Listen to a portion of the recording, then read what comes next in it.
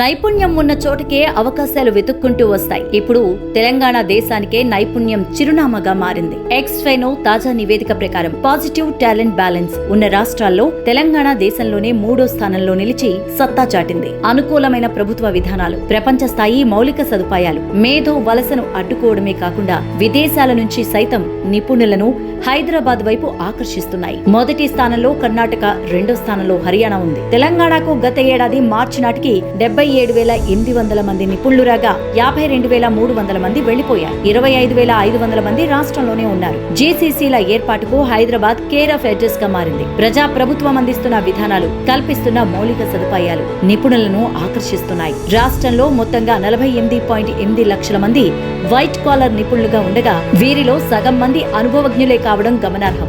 IT రంగం 39% వాటాతో మొదటి స్థానంలో ఉంది. ఏడాదికి 1,00,000 మంది ఇంజనీరింగ్ పట్టా తీసుకుంటున్నారు. బెంగళూరు నుంచి 4 లక్షల మంది నిపుణులు హైదరాబాద్ రావడానికి ఆసక్తిని చూపిస్తున్నారు. అమెరికా నుంచి కూడా టాలెంట్ వస్తోంది. ఇవన్నీ కలిపి తెలంగాణను గ్లోబల్ హబ్ గా మార్చడం ఖాయమని ఎక్స్ఫెనో రిపోర్టు వెల్లడించింది.